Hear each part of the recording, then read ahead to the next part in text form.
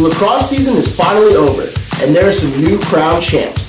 We have the details from both the girls and the boys championship games. And up next, we have your top 5 plays from the lacrosse finals.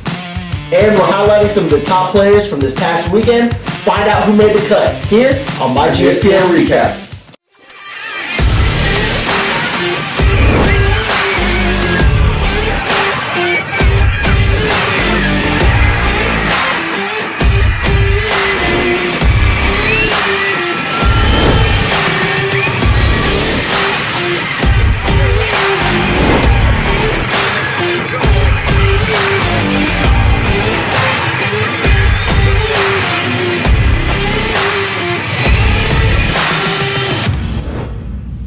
Good afternoon, guys. I'm Chris Gonzalez. And I'm Anthony Coleman. And welcome to myGSPN Recap, where we talk high school sports. Yes, sir. This show is brought to you guys by GardenGrocery.com and Central Florida Chem Dry. And this past weekend, we were down in Boca Raton catching the semifinals and the finals for high school lacrosse. Yes, sir, man. It was crazy out there. Thursday, the girls started off with the Final Four. Friday, they finished off with the championship. The boys had their Final Four. And then Saturday, the boys had their championship, man. A lot of lacrosse. Yeah, a lot of lacrosse, a lot of exciting games, some that we would even consider possibly the game of the year. So we do have some highlights from this past weekend. Lake Highland Prep, who we've been following since regionals, came out to Boca Raton on a mission, and they completed that mission on Friday night by defeating Benjamin School 11-6. The Lady Highlanders came out on a rampage, putting up 10 goals in the first half. After they established that lead after halftime, the second half, it kind of seemed like it was all about clock management for the Highlanders. They went ahead and put up only one more goal in the second half, but were really working that clock down there. And they finished their historic season with a 23-2 record and came away with the first girls lacrosse state title in school history.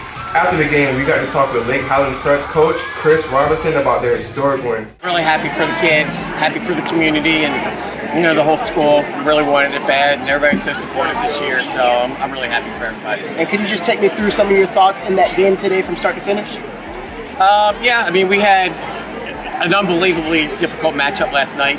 Playing American Heritage Delray was ranked number 2 in the country, so we came in pretty exhausted, and so maybe got off to a little slow start, but then we had enough to open up a 10-2 lead, and so and then second half I think we checked out, but we got the win, so it's state championship, And onto the boys. The Ponte Vedra Sharks put off a huge win over St. Thomas Aquinas in the state championship game. Nobody expected this to go down like this, man. Yeah, Anthony, even when we were out there, the amount of Aquinas fans that were in the stands was crazy. It was wild, man. Heading in there, even looking at the line, like it really looked like we were at St. Thomas Aquinas High School down there, because it is so close to South Florida. Yeah, for sure.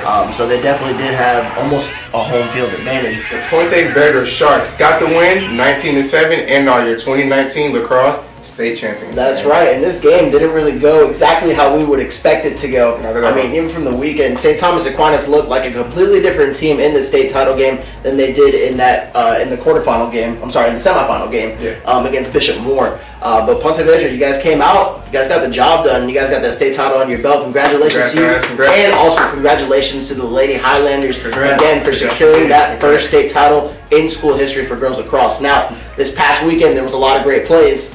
Here we have the top 5 for you. Let's check them out. Coming in at number 5, Ponte Vedra opens up the state title game by scoring in the first 11 seconds. Nice goal by number 7, Tommy Zitiello.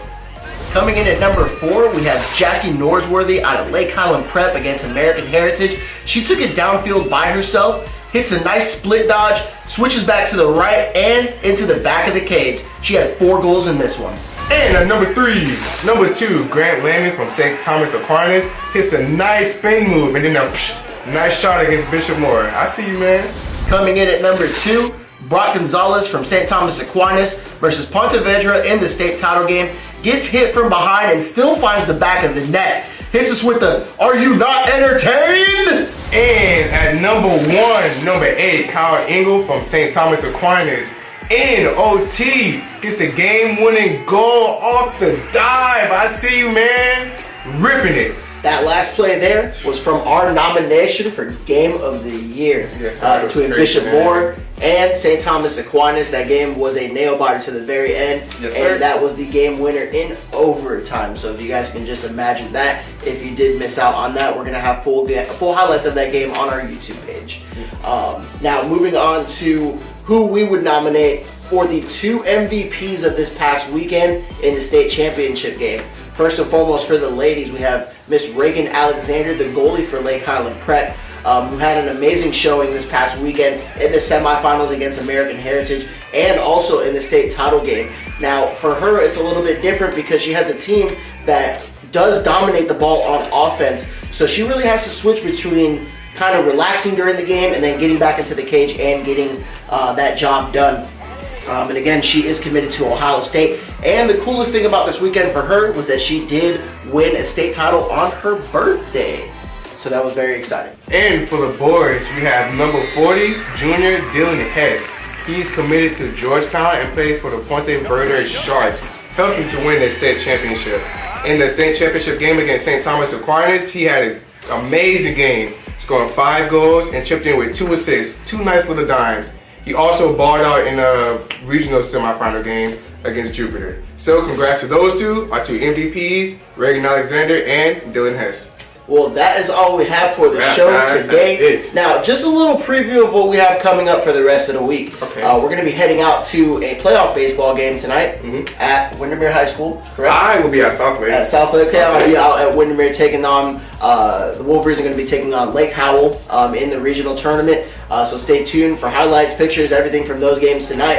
And on Thursday and Friday, we also have spring football coming back. Thursday night, we're going to be heading out to Lakeland to see the defending state champions and what they've been working on in the off season. They're going to be taking on Venice on Thursday night at 7 o'clock. And then moving on to Friday, we're going to be out at 2 separate games, Viera and West Orange, and Edgewater taking on Osceola.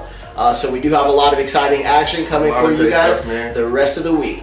But that is all we have for you guys today. Thank you guys for tuning in. And once again, we would like to thank our beautiful sponsors, GardenGrocery.com.